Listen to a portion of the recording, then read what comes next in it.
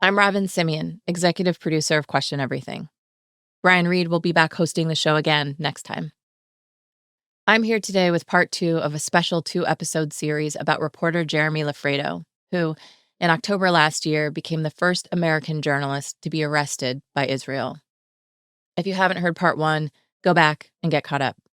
It's in your feed, called Blindfolded and Arrested on Assignment in Israel. To recap, Jeremy and a car full of people had been pulled over by Israeli soldiers while in the West Bank. Israeli police put 4 of them in custody, zip-tied and blindfolded Jeremy and some of the others.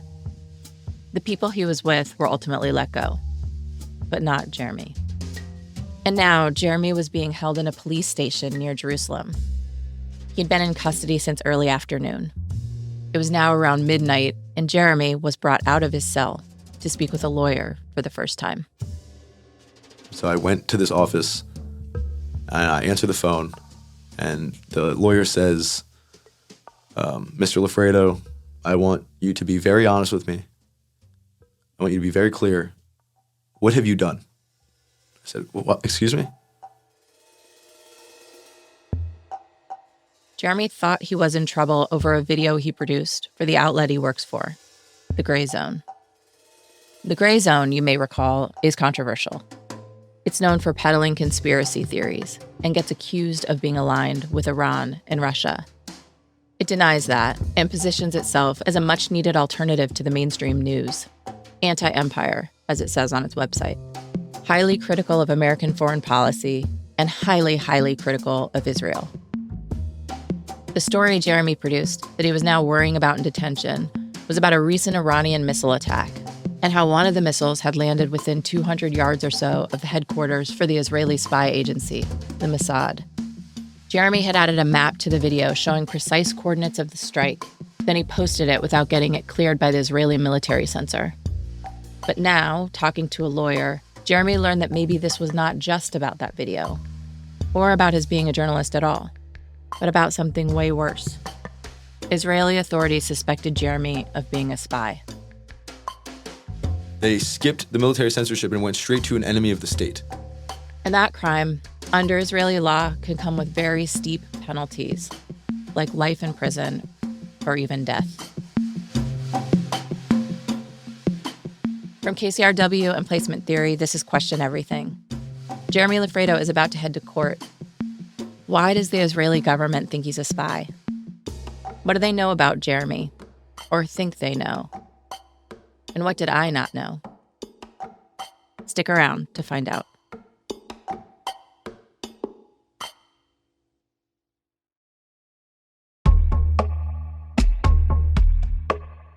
It's maybe 1 a.m. Jeremy had no idea how to navigate this predicament. In jail, about to be interrogated for the first time in his life by Israeli police. Jeremy had jumped into reporting in the conflict zone in Israel the year before. He didn't have any real training. And this definitely wasn't anything journalism school had prepared him for. The police did not respond to my questions about what happened to Jeremy while he was being held. So here, we're relying on Jeremy's account. Jeremy was brought to a room and sat behind a desk. And the interrogation was the least organized and fair interrogation that you could possibly imagine. The interrogator, the police officer, does not speak English, so we need a translator. But it's late at night, so they can't get a translator to the police right now. So he calls up some Russian woman who barely speaks English. And so this cell phone in between me and the interrogator with a Russian woman on the phone. On speakerphone? Yes, on speakerphone. She's the translator. She barely speaks English. The interrogator doesn't understand her. I don't understand her. I don't understand the interrogator. Tensions are running very high because we're trying to have this serious interrogation and no one understands each other. But what Jeremy does understand, the officer interrogating him was zeroed in on the video report he made about the Iranian missile that landed near the Mossad headquarters in Tel Aviv. They say, why did you make that video? I say, because I'm a journalist. Why did you put all that information in the video? I say, because, giving the viewers as much context as possible and information as possible is what any journalist would do. They say, but did you know the information is secret? This was confusing to Jeremy. He's a journalist. And since when are journalists supposed to keep secrets for the government? But also, this information wasn't secret, at least not from his perspective. The only reason Jeremy knew where the missile had hit was because of a PBS NewsHour report he'd seen, which showed him the exact location of the crater in Tel Aviv. So then, why was he being singled out? But that question either doesn't register or doesn't matter to his interrogator. And after some frustrating back and forth, they end the interrogation. I'm given new shackles, new handcuffs, and a soldier about my age, him and his coworker take me to like an unmarked police car in this lot of the military compound, and we start driving. When Jeremy asked where he was being taken, the soldier told him, prison. I'm thinking like, I thought the holding cell was prison. Yeah. Like, they're taking me to a prison, like a real prison. I immediately think to myself, like, that holding cell's not so bad. It's just, I'm alone in a room, people they're not being nice, but they're like not, no one's crazy. Prison sounds like it's a different thing. In the car ride, on the way to the prison, they're asking me all sorts of questions. They're asking me why I hurt Israel. Do I love Israel? I said I didn't hurt Israel. But also, it's a very tricky question to answer. It's like, I didn't, but also, if I did, is that why I'm shackled up? Like, is that how this works here? The car stopped in a neighborhood of Jerusalem known as the Russian Compound, which is home to the Moscovia Detention Center, one of Israel's most notorious prisons, known for holding Palestinians and using torture during interrogations. Jeremy didn't know any of that. It's a very old prison. It's a very old building. So I walk into the prison. I don't know where they're taking me. They take a photo of me. It ends up being like my mugshot. My mugshot has the big Star of David behind me. They take off my boots and they give me like slip-on sandals instead of my boots. They have a penguin on each sandal. A penguin? There's a penguin on each sandal that they give me. They say whoopsie daisy. That's what it says on the sandals that they give me. My body was searched, and then also they went in my bag. They said, is this yours? Is this yours? Is this yours? With every single item in every bag that I had. I had to strip down entirely naked, and then I put on my clothes again and put on the sandals that they gave me. Jeremy was alone in a cell. My cell was about 8 feet by 10 feet wide. There was 2 concrete slabs, which are beds. One of those concrete slabs had a thin piece of cloth on it that was meant to be either my blanket or my mattress. And there was a sink and a toilet right behind them. There were no windows in my cell. There was one, like fluorescent light that would be turned on during the day that I could not control. No toilet paper, no toothpaste. I was given a toothbrush when I went in there. That's all you had? Yeah, and a thing of shampoo. But I honestly, I did not shower in there. I didn't shower. It felt so strange to take a shower in there. There's like a shower head coming from the wall. Huh. And if I was to turn it on, everything would get wet. I see. So it really dissuaded me from turning it on because I would be in a wet solitary confinement cell for who knows how long. There's cigarette butts everywhere. There's spray paint everywhere. There's dirt everywhere. It was just a disgusting place. And the fluorescent light just makes everything worse.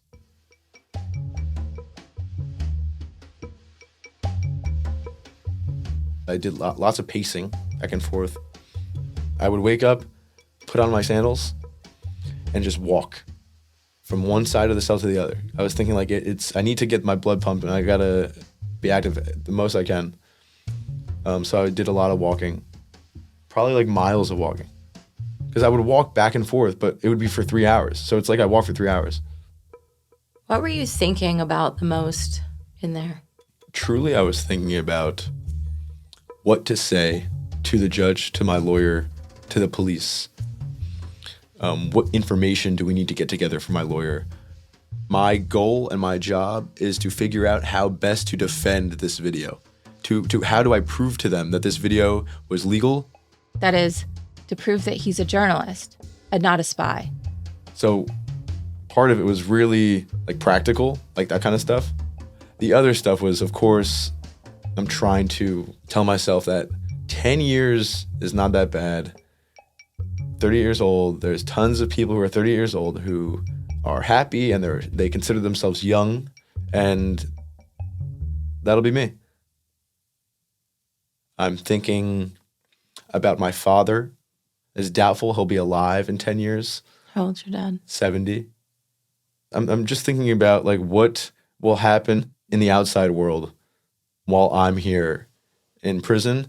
I'm also thinking how stupid it is I'm here. Your idea of the worst case scenario is like 10 years. Come on, it can't be more than 10 years. Yeah, that's what I'm thinking. Do you ever let yourself go to the worst case scenario? No. I couldn't even think about, like, if they put me to death. I mean, it's so unbelievable. For me, part of what is hard to grasp about this is that you're in a country that is a U.S. ally, and we're helping them fight. Did you at any point try to make any appeal to the police holding you along those lines? No. No, I mean, I was in, like, the gate was closed. My door was closed on my cell. There was one time, I mean, there was actually maybe a couple times where guards would come open my thing, and, like, there'd be 3 of them or 2 of them, and they would just, like, peek over and look at me as if I was, like, a zoo animal, because they were so intrigued that a white American was in this cell with a slip on the door that says enemy of the state. And all the guards see that I'm being charged with giving information to the enemy during wartime. That's a terrorist charge. So they are all treating me like a terrorist. I'm no longer American. I'm no longer a journalist. I am whatever this paper says I am, and this paper says I am an enemy of the state. Jeremy is not just alone. He is feeling lonely. And sometimes not knowing if anyone he loves is even aware he's gone missing, feeling sorry for himself. He remembers all of the fanfare and outrage that Wall Street Journal reporter Evan Gershkovich got when he was charged with being a Russian spy and was sentenced to 16 years in prison. That was all over the news. Evan Gershkovich was considered a hostage. High-profile journalists like Jake Tapper came to his defense, which was amplified by a very public campaign for his release by the Biden administration. When, last summer, after spending almost 500 days in prison, Gershkovich was released, all the major networks filmed him as President Biden and Vice President Kamala Harris shook his hand on the tarmac. Is that what you were thinking then even? Is like fantasizing even? Maybe out there, Biden is making a speech and saying, we have to get Jeremy Loffredo home. I wasn't that confident. I didn't see the State Department or the U.S. government acting that way. I think this is Noam Chomsky. Talk about worthy and unworthy victims, how you are a worthy victim if your story can be used to further the aims of your government, and you're an unworthy victim if your story cannot be used to further the aims of your government. So when someone gets taken by Russia, of course, that's our biggest geopolitical enemy. Like, our government can use that story to drive home that Russia is, bad and evil and X and Y. But like when Israel does it, our ally, I mean, I can't think of a starker contrast. This is what you were thinking about? Immediately, yeah.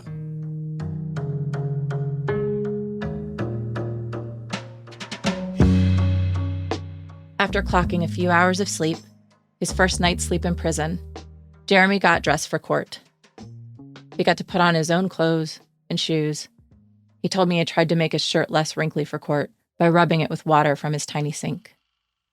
Guards escorted him from his cell. They walk me down a hall, and they open the door, and there's this, 5'1", 80-year-old Israeli woman sitting in a chair. That's my lawyer. One of Jeremy's friends had contacted an NGO about Jeremy's arrest, and they had called him a new lawyer, different from the one he'd spoken to on the phone the night before. So I know I have a lawyer. So this has to be the lawyer. Okay, you like her. I like this lady, but at the same time, I'm upset that my lawyer doesn't speak great English and doesn't understand me that well. We agree very quickly that we need to show the court that I'm actually a journalist. I'm not a spy. Okay. So I'm telling her places where she can find my writing or my videos. Yeah. Next year for a PBS NewsHour, those are the most important things if we're trying to argue that I'm innocent. Giving her everything, and I'm hoping some of it sticks.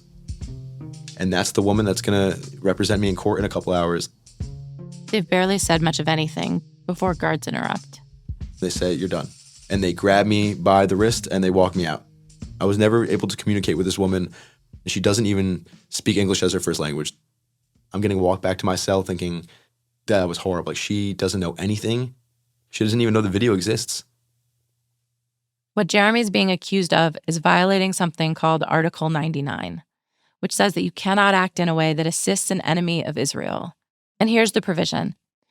Assisting means you cannot give the enemy any information that could help them, or even intend to give the enemy information that could help them. So even if Israel's enemies, Iran or others, didn't see Jeremy's reporting, it doesn't matter. If Jeremy intended for them to see it, that's enough. Only, in Jeremy's case, the Israeli police are not saying who the enemy is specifically, just an enemy. Jeremy gets shuffled to the courtroom. A woman from the U.S. Embassy is there. She goes, "Nice to meet you." I say, "Yeah. So how can you get me out of here? Like, what are you guys thinking? Surely, like, when American citizens are, like, come on, there's gotta be something that you're trying to do." And she said, "I'm sorry. That's not what we do. We can't get anyone out of prison. We can't meddle in, the court affairs of a different country. But we're here to witness everything and make sure that it's all fair, that the court process is fair for you." Jeremy, did you ask any other thing, like, can I call my dad? Did you make any kind of human request? I asked that one question, "What are you doing?" She told me nothing, and it's not what I wanted to hear. Like, I looked away from her. I was done talking to her. And she went back and she sat where she was sitting. Jeremy's in the position of having to rely on two governments that he's deeply skeptical of, U.S. and Israel, to treat him fairly. It's uncomfortable for him. Okay, so what does your lawyer say to do as you're sitting there? Well, actually, I'm not allowed to speak to my lawyer, even in the court. So I'm sitting like a row behind my lawyer, and my lawyer's, talking to the judge and the prosecutor's talking to the judge. But I can't speak in the court. She can't hand me a paper in the court. I'm just allowed to be there to witness everything, but everything's in Hebrew. So, like, I'm sitting there just watching these people talk about me, but I don't know what they're saying. Oh, it's a nightmare. Yeah. I have the transcripts from Jeremy's hearings. From those, it appears the court did provide an English translator once, but that was it. Mostly, Jeremy's lawyer seemed to be playing the role of translator and lawyer for Jeremy in court, turning around between arguments to explain things to him, sitting behind her. On one day, Jeremy told me some other woman, who Jeremy doesn't know, just showed up, sat next to him, and translated the proceedings to English. There are some bizarre exchanges between Jeremy's lawyer and the prosecutor. First and foremost, they are in a tug-of-war over the topic. Is it journalism or spy business? Jeremy's lawyer, on day one, spars with the prosecutor. Asks, maybe the main question. You say spy. Spy for who? Who is the enemy? She asks. Prosecutor. Other countries. In this exchange, she will ask again. Who is the enemy? Prosecutor. Countries that are acting against Israel. She will ask again. Who is the enemy? Prosecutor. For me, the enemy could be Iran, Turkey, Jordan, Syria. This is going nowhere. For her part, Jeremy's lawyer argues if Jeremy's a spy, he's a bad one, because spies don't tell all of their secrets in a video online. She has a sense of humor. One of the reasons the prosecutor doesn't buy that Jeremy is a journalist, Jeremy doesn't have a government press office card, a GPO. Remember that? From the transcript, the prosecutor says, quote, he's supposed to be carrying with him press credentials, and he doesn't have them. He can't show them because he doesn't have them. Remember, the government press office card isn't mandatory. Jeremy's lawyer asks if he did have documentation showing that he's a journalist, would it have made a difference? The prosecutor responds, no. At one point, the prosecutor mentioned secret documents, privileged information in the case file that only the judge is privy to, that Jeremy doesn't know about, and asked the judge to keep Jeremy in prison so they can go through his phone. And Jeremy, hearing this, panics. He turns to the woman translating for him, the stranger, sitting next to him. And I said, can he just deport me? Have they mentioned that? Have they talked about deportation? Mm-hmm. She says, no. I said, I don't mind if they kick me out of the country. I want to go home. She said, did you tell your lawyer that? I said, no. And so this woman stands up and looks at the judge and says, he doesn't mind just going home. He doesn't mind just getting sent back to New York. He wants to leave the country. And my lawyer stands up and says, he is not in his right mind. He is so traumatized by this experience. He does not mean that. And I looked at the lady next to me. I said, what did she say? And she said that you're out of your mind. Why would my lawyer, who's supposed to be representing me, look at the judge, the only person with authority in the entire room, and say that I'm out of my mind? I don't want this lawyer anymore. I feel like she doesn't understand me. I feel like she can't represent me. I did not think she was doing a good job. I wanted a new lawyer, and I was thinking, how do I even get a new lawyer? What Jeremy would learn later, his lawyer, the 5'1", 79-year-old woman, is one of the most famous human rights lawyers in Israel, known for defending, specifically, Palestinians accused of terrorism. Leah Seipel. There's an Emmy Award-winning documentary made about her called Advocate. I talked to Leah Seipel. When I asked her about that moment in court where she told the judge to ignore Jeremy asking to be deported, she said asking for that was a double-edged sword. Jeremy has this Jewish background, she told me, and said, this is a direct quote, the judges are quite racist, end quote. So being Jewish and wanting to leave Israel would not make any kind of sense to them. And it would make Jeremy look even more suspicious than he already did. Leah's main argument, the drum she keeps beating, is that Jeremy is not a spy in any kind of way. That the courts cannot keep Jeremy imprisoned for doing the same kind of report that others were. Jeremy does not get deported. The judge agrees with the prosecution that there's a reasonable suspicion about Jeremy, but he doesn't agree that they need a week to search for more evidence. He grants them 1 day. The hearings were open to the public. No one from Jeremy's outlet, The Gray Zone, was there, but by day 2, Leah Seipel had contacted Jeremy's editor and founder of The Gray Zone, Max Blumenthal. Max had sent her a short dossier of other times that the Israeli mainstream media reported on in more detail and before me exactly what my video had in it, and just screenshots of the things that I've done for American mainstream media that she could then give that to the judge to prove that I'm not a spy of some sort. I actually am a journalist. That all was given to the court. Jeremy says there was even a letter from his girlfriend speaking to his character. The first line said, I love you, and I started crying a little bit. Jeremy says 2 of his friends were in court, Meir Gorodskoy, who'd been in the car and gotten detained with Jeremy, and another friend named Yasmin. Some new guy is there too. He's from Ynet, which is one of Israel's top news outlets. It turns out that he too had reported on the missile attack. Leah, his lawyer, explains to Jeremy.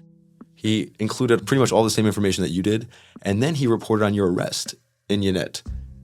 I gave him a thumbs up from across the courtroom, and she says, the military censor allowed him to reference your arrest and also allowed him to embed your video in his report.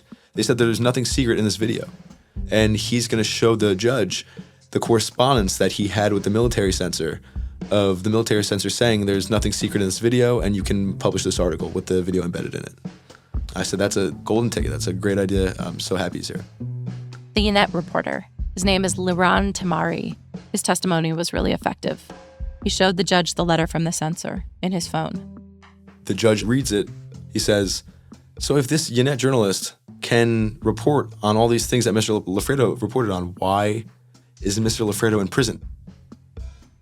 Since the beginning of the trial, the prosecutors had been pretty evasive when asked what evidence they had to charge Jeremy with being an enemy of the state. So Jeremy wanted an answer to that question. Why had he been arrested? After all, he was just doing his job. being a reporter. And then Jeremy says, on the second day in court, it came. He heard it from the prosecutor's own mouth. He says to the judge, he says, well, the gray zone doesn't like Israel. I mean, and that's like, you can't make it up. Like, it's not, he's saying to the judge, Mr. Loffredo is wearing shackles and he's in solitary confinement because he works for a publication critical of Israel. He said that in the court. It's in the transcripts. For Jeremy, there it is. He's got his answer. The gray zone doesn't like Israel. Finally, it makes sense to him. That's why he's been arrested and suspected of being a spy. Israel has banned and censored newsrooms. They shuttered Al Jazeera's operations, for instance. But a prosecutor admitting Israel had arrested an American reporter and was threatening him with life in prison or worse because his outlet is critical of Israel was outrageous. It seemed like a whole new draconian step in Israel's treatment of the press.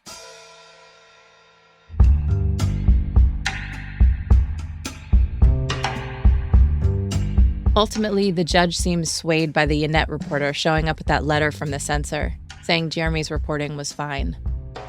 Jeremy goes through a few more rounds of do this, go here by the Israeli government.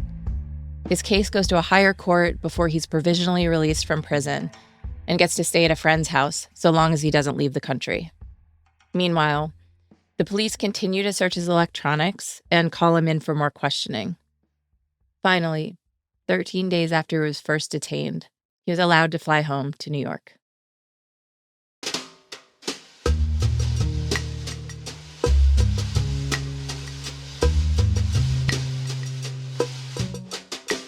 Once he was home, Jeremy found himself walking around the East Village, having a coffee and thinking, wait, the death penalty. As more days went by, Jeremy started to feel a little disappointed that he wouldn't be going back to Israel. There were more stories he wanted to do there. But Jeremy also realized he had a story to tell here. The story of what happened to him, how he was treated, and why. As most of you know, Jeremy Loffredo was in Israel-Palestine reporting for the Gray Zone. And now Jeremy's back.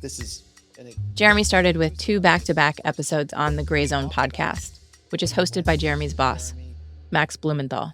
Let's bring in our guest, Jeremy Loffredo, who is just back in New York City. New York City, so nice they had to name it twice. Are you glad to be back, Jeremy? It feels spectacular to be back from Israel and be out of prison. This video is from just after Jeremy got back. The title is Jeremy Loffredo on being jailed by Israel for journalism. Here's Max talking about the story he assigned Jeremy, the one that got Jeremy into so much trouble. Iran retaliated, finally, with a massive ballistic missile volley that was directed at military targets. And Jeremy reported on this extremely newsworthy event, as virtually every other international journalist there did. And then he was arrested for the crime of journalism. It seems like they had absolutely nothing other than, a political axe to grind against myself in the Gray Zone. Well, this is my speculation. And I'm going to be backing up this speculation more and more in the coming weeks and months, which is that when you Google the Gray Zone or look at our Wikipedia page is just a collection of smears, distortions of half-truths, and lies. Max does not, as of yet anyway, back up any speculation about the Gray Zone. And for the record, the Wikipedia page is pretty well sourced. It appears that there are real-world consequences that our journalists that contribute to the Gray Zone are facing as a result of this bogus smear. What began as the story of what happened to Jeremy, in the retelling, becomes the story of what the Israeli authorities tried to do to the Gray Zone. Jeremy goes on a whole podcast media tour, hammering home that he was a pawn in the Israeli state's attack on the Gray Zone. Here he is on Chris Hedges' podcast. It's not even an opinion. It's like this was very political, and this had very little to do with that actual video. This had much more to do with my prior reporting and maybe with the Gray Zone. On the Jimmy Dore show. They look at the Gray Zone website because I tell them it's for the Gray Zone. And their eyes are wide and they're rolling their eyes. They're saying mean things. Again, Jimmy Dore. It's about the politics of myself and Gray Zone, or it's about the information, in which case it's not secret. On Glenn Greenwald's podcast. At this police compound late at night.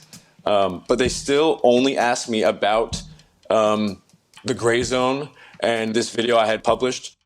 Remember, Jeremy is basing this on something he told me the prosecutor said in court. He says to the judge, he says, well, the Gray Zone doesn't like Israel. I mean, and that's like, you can't make it up. Like, it's not, that is, he's saying to the judge, Mr. Loffredo is wearing shackles and he's in solitary confinement because he works for a publication critical of Israel. He said that in the court. It's in the transcripts. But it's not in the transcripts. Jeremy gave them to me, and I had our translator scour them in Hebrew. Once they were translated, I looked for anything, similar even to what Jeremy said had happened in court. My producer, Zach, looked too. I got a separate copy of the transcripts from another reporter to make sure they were complete. We did not find that moment in the court transcripts. It bugged me. So I asked Jeremy about it. You know, in the courthouse, you said one of the arguments that made your arrest make sense to you was that the prosecutor says he works for Gray Zone. Do you remember this moment? Yeah, no, I don't know if he said he works for Gray Zone or his publication doesn't like Israel. Something along those lines was told to me by Leah. And that was told to me the night at her home after I was let out, when I went to her house to truly sit down. We had coffee. We discussed at length what I would say when I went back to get interrogated. And this was the first time I got to speak to her for a long time. And she said, like, you know, they said blah, blah, blah, blah, blah the second day. Or did you hear that? And I was like, no, of course I didn't hear that. What did they say? And she told me that they said that. Oh, after the fact. I mean, I wasn't able to talk to anyone or anything in the courthouse. No, but there was someone there who was translating. There's someone there who was translating. And that was not Leah. Right. But Leah is the one who told me that they said this about at my publication. Okay. I just want to check with her. I don't see it in the transcripts. I consider that like a key thing. You do? Yeah. You told me that the first time. Yeah. I don't disagree with you. I think it is a key thing. Yeah. Yeah. I mean, it gives like motive. Like it's a big detail. When I texted Leah, she responded quickly. No, she wrote back. Gray Zone was not the issue at all. I double-checked with her, and she reiterated that she never heard the prosecutor say this was about the Gray Zone, and said if he'd said that, it would be in the transcript. And how'd I check the transcript? I did, I said. It isn't there. So no, she said. It's not. So if Israel didn't target Jeremy because he worked for the Gray Zone, then why did they arrest him? Why would Jeremy tell me something happened in court when it didn't? That's next, after a quick break.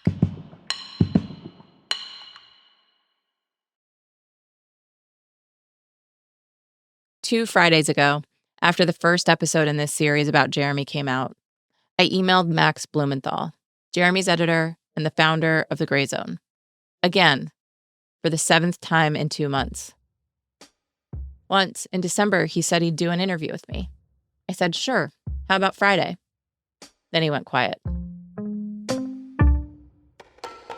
I've wanted Max to answer my questions about his role in this ordeal that Jeremy has gone through. What advice did he give Jeremy? How responsible did he feel for what happened?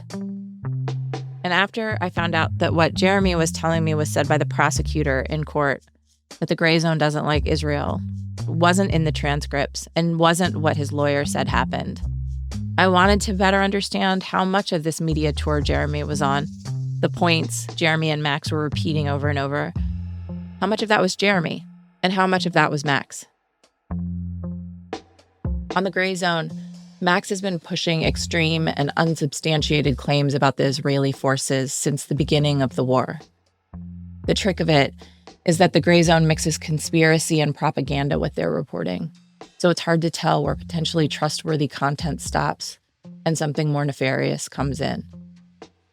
In one deft article from October 2023, Max pulls partial quotes from other news sources to suggest that it was Israel and not Hamas who committed the most violent acts against Israelis on October 7th. He calls the well-documented testimonials, photos, and videos of Hamas's attack that day lurid allegations. Haaretz published an op-ed tearing apart that article of Max's headlined, "A Masterclass in Manipulation," exposing Max Blumenthal's lies about Israel and October 7th.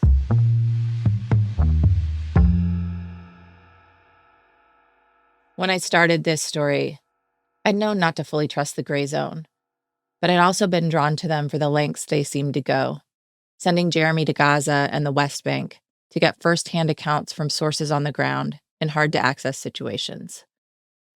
I had interviewed Jeremy initially because I wanted to know more about this reporter who had been putting out provocative, hard-to-make stories and gotten arrested doing it. I wanted to know how Jeremy was treated in Israeli custody. Would he find himself in a more privileged position with our ally Israel, especially in light of all the condemnable treatment journalists covering this war have faced by Israel's government and military? But as I went about reporting and verifying Jeremy's story, I also got a lesson in how the gray zone works, which is basically Jeremy and Max are great at exaggerating and making up facts. It's part of what they do. The problem is, I don't do that. So talking to Jeremy, what I came to find out was that with the gray zone, even the most basic facts can be undone in service to making Israel or the U.S. look worse than they already do. The claim Jeremy made that the prosecutor blamed the gray zone in court was one big example, but the little ones were even more revealing. Like Jeremy told me initially that he had a government press office card and got detained at the checkpoint in the West Bank anyway, but Jeremy doesn't have a press card. And to take it a step further, he told me an Israeli soldier congratulated him on being an organized, legitimate reporter. He said, "Mr. Loffredo, I know who you are. You're the only one who has all their paperwork because I had a press card, I had my passport, I'm allowed to be there," which made me feel good.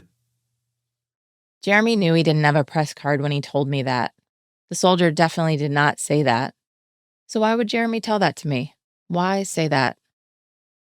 I think it's because it makes Israel sound a little worse. Detaining Jeremy, a legit journalist who has a press card, it's a little more terrible of Israel, a little more dramatic, and also less true. I have a page full of these kinds of examples.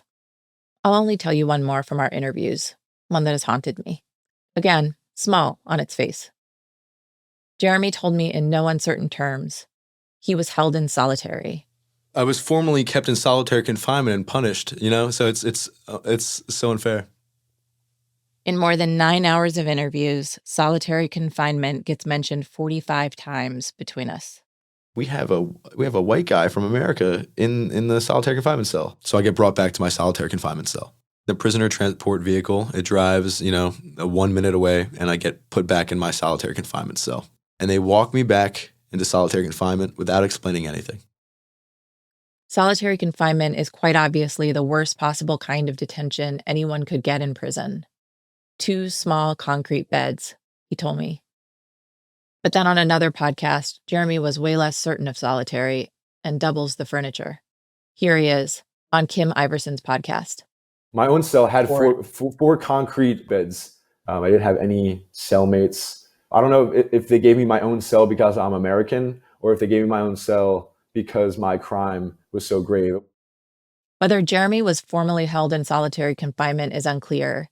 He may have been held in what's known as isolation, which is a level less severe than solitary. The Israeli prison service told me he was kept in a regular cell, not solitary confinement. And while I wouldn't take their word for it, Jeremy's committed, descriptive use of the word solitary in our interviews, and then contradictions and uncertainty about it elsewhere, leaves me thinking I just can't say for certain what the conditions were. Honestly, I can't even describe the room. Jeremy, after I pressed him on this, months after our initial interviews, acknowledged that he wasn't positive he was in solitary, and that he meant solitary-like conditions. But the power of that phrase, solitary confinement, can take on a life of its own at the gray zone, like here. Max takes it one step further and compares Jeremy's treatment to Palestinian prisoners. You're in solitary confinement. They're basically starving you, depriving you of water, as they do to Palestinians. Mhm. Here's Jeremy on the Kim Iverson podcast. You arbitrarily got thrown in jail for a non-crime, just like, so you got the Palestinian treatment in some ways. I got the Palestinian that treatment many of them for a few days. Yeah. Jeremy was held in Moscovia Detention Center. A human rights and prisoner support organization called Ajmera calls it, quote, the most severe interrogation facility in all of the occupied territory. Ajmera interviewed 138 Palestinian prisoners held at Moscovia between 2015 and 2017. Ajmera found during this 2-year period alone, the Palestinian prisoners brought to Moscovia were often beaten during their arrest. 42.5% of the prisoners had been. 28.8% were struck with soldiers' weapons, in some cases, being knocked unconscious. 59.5% of those surveyed reported being held in stress positions, and a third reported being beaten during interrogations. A staggering 83.5% of those surveyed were placed in solitary confinement. All are forms of torture. Israel wrongly detained Jeremy, held him on thin suspicions, and treated him horribly. He was held for many hours at a time, alone, in a cell. When we told the prison service that Jeremy had also alleged that he was not given adequate food or water, they did not deny it. But the conditions Jeremy was subjected to are not equivalent to the well-documented extensive accounts of torture and sometimes death that Palestinians specifically experienced there. Loosely tossing around a term like solitary confinement, any exaggeration on Jeremy's or Max's part, it puts their cause, to condemn Israel and the U.S. for that matter, above the documented abuse and torture of Palestinian prisoners at Moscovia.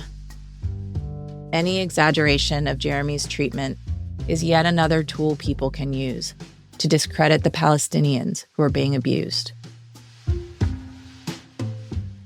I called Leah Semel again, Jeremy's lawyer, to get some context about Jeremy's treatment.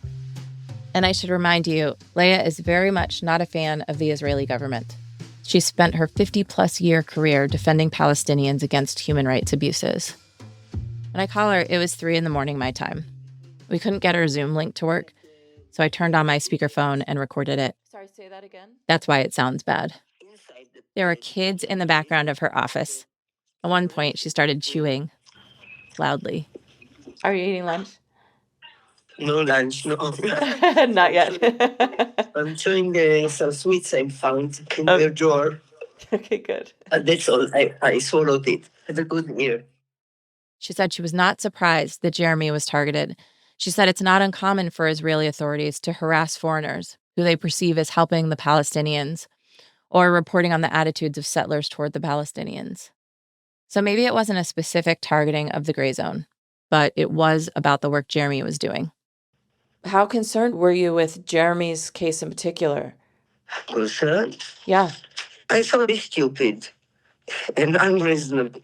You thought it was stupid and unreasonable. Yeah, unreasonable. I thought it's really, stupid. So it was important to get it finished with. It was very clear that you cannot charge him, you cannot blame him, you cannot suspect him. To hear you describe it, Leah, it sounds so simple, like the simplest case. I felt. That's how you felt. I felt it something. Why did it take 3 hearings? Why did it take so long for the... Oh, my dear, well, I don't know where you live, but where I live, 3 hearings is nothing whatsoever. This was a piece of cake for me. You felt very confident that you were going to be able to help him. Yes. Leah told me another thing that gave her confidence was that the U.S. Embassy was very active with Jeremy's case.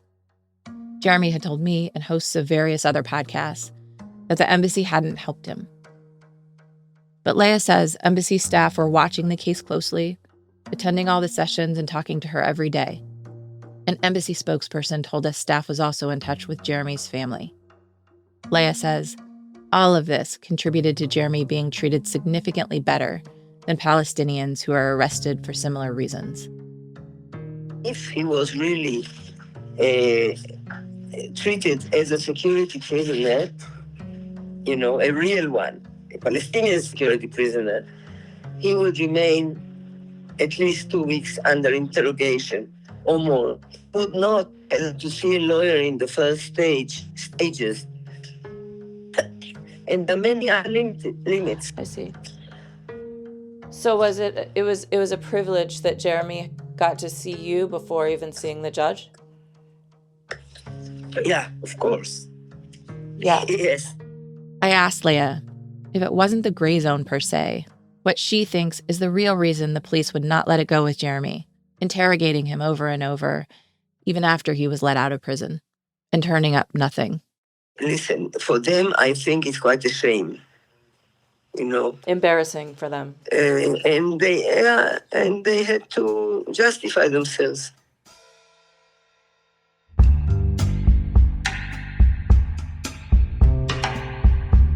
I spoke to a journalist named Oren Persico. Oren works for the Seventh Eye in Israel, which is an independent news outlet devoted to journalism and free speech. And he had an explanation for why Israeli authorities took this unprecedented step of arresting Jeremy as an American reporter that I found helpful. Oren wrote about Jeremy's case. He was interested because he knows about the gray zone and Max Blumenthal. Over a decade ago, Max was making similar videos to the one Jeremy made last spring at the Gaza border, where Israelis were blocking aid trucks from getting to Gaza. Back then, Max was finding Israelis with extremely racist views, hanging out with them, recording them. Having a chat with them, and they were like, kill all the Arabs or whatever, and he would put that up and show how extremely racist the Israelis are. Oren doesn't think Jeremy's arrest was an accident, nor does he think it was because the police read Gray Zone's Wikipedia page. He thinks the reason all this happened to Jeremy was Jeremy. I think he was brash, is that how you say? During his, report. What we're showing here is not allowed to be seen in Israel because of the military censorship, etc. From Mossad headquarters. This information is missing from all Israeli media reports due to the fact it's been officially censored. Right here are the censored coordinates. So the issue as Oren sees it isn't that Jeremy tried to go around the military censor. It's that he was purposefully calling attention to himself, giving the military censor the finger basically, and making his willingness to do that as much a part of the story as the story itself. If you decide not to follow exactly the rules of the Israeli military censorship, at least don't wave it as a flag in front of the eyes of the censors and make a spectacle. I mean, you can push the limits without making it like the essence of your report. If you do that and you tell the censor, hey, look, I'm doing this, and you put on a map, you almost forced the security forces of Israel or the police or the censor to react. I think that had a lot to do with it. I think it's more like juvenile mischief and not really understanding the consequences of your actions. At 29 years old, I can't chalk Jeremy's actions up to juvenile mischief. I don't think he would want me to. And I can't recommend his journalism. Remember the video about the Israelis at the Gaza border, blocking aid trucks to Palestine that my friend Rob sent me? The whole story that introduced me to Jeremy in the Gray Zone and got me interested in them. The video from the very beginning of the previous episode. That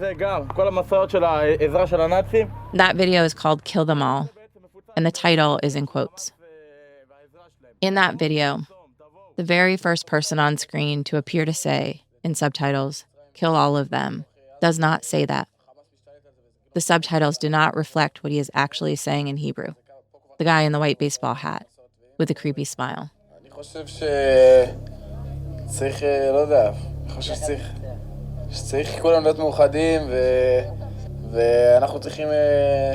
What he says is, quote, I think we need to go back to Gaza and take over so it'll be our state. But on the Gray Zone video, kill all of them is just inserted there in the subtitles. Additionally, literally words attributed to him that he did not say. Looking at the video, one of our translators said, "No, it's not correct. At no point does the man say kill them all." Another said, "It's crazy that they subtitled, 'We need to kill all of them.' That's nowhere in there." We asked a third person to translate to be sure. Which means whatever the views are of that Hebrew-speaking man who looks about Jeremy's age, however hateful his thinking or actions, blocking aid to Palestinians, that quote is made up and put across his face. It's the only part of the video where the Hebrew and the subtitles don't match. When I told Jeremy, he blamed a translator he used, whose information he said he'd send me. He didn't. He said he didn't know how it happened, and that he thought I was accusing him of doing something wrong. He said he needed to think about how to address this, and he sounded serious about it. I also emailed Max, who runs the Gray Zone, wondering if they would correct the video or take it down. They haven't. Why do this? Why make things up? Why stretch the facts? When Israeli forces have killed more than 46,000 people in Gaza since October 7th. When Israel has, in the last year and a half, become the number 2 jailer of journalists in the world after China. When, as of today, at least 167 journalists have died in the conflict, the vast majority Palestinian. When just this week, the New York Times accuses the IDF of physically abusing its reporter, hitting him in the ribcage with a rifle while he was covering an IDF raid. When experts and human rights groups like Amnesty International have found that Israel is committing a genocide. Jeremy's video documented something real. People actually expressing murderous views and keeping aid from people desperate for it. The facts are enough. And if you mess with them, that's not journalism. Though Jeremy, who told me he regrets talking to me, sees it differently. I consider being thrown in prison by the IDF like one of the highest journalism awards. Truly, like that is like there is a country that, in my opinion, is an apartheid state, and in my opinion, is carrying out a genocide right now. And they spent 2+ weeks and resources trying to make sure that I never come back, and that makes me feel like I was doing my job properly.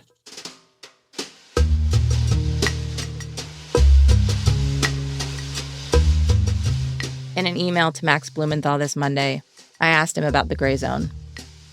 Is what you were doing journalism? Or is it something different? Better? More? He didn't write me back.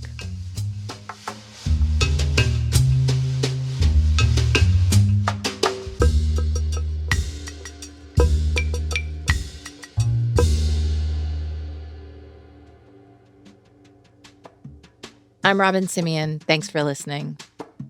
You can sign up for our newsletter and let us know your thoughts and questions about the show at kcrw.com/questioneverything. That's kcrw.com/questioneverything. This week, we'll bring you inside some disagreements we had on staff about how to handle the gray zones inaccuracies in our story and the ethical, journalistic implications of it all. Please check it out and let us know what you think of our choices. And for our next episode, Brian will be back with a story about how even if you're a news outlet that does correct its mistakes, that still may not be enough to do good journalism. You can have stories that are factual, but that are chasing something that ultimately is nonsense. That's next time. This episode was produced by Zach St. Louis and was edited by Joel Lovell and our executive producer, Brian Reed. Additional editing by Jonathan Goldstein. Our show is made by producer Sophie Kazis and associate producer Emily Malterre. Neil Drumming and Jen Kinney are contributing editors. Fact-checking by Annika Robbins and Maggie Duffy. Sound design and mixing by Brendan Baker. Music by Matt McGinley. Our partners at KCRW include Arnie Seipel, Gina Delvac, Tejal Ajmera, and and Jennifer Ferro. Special thanks to Evyatar Rubin, Yael Evan Orr, Dan Ephron, and Damien Graef. Thanks for listening.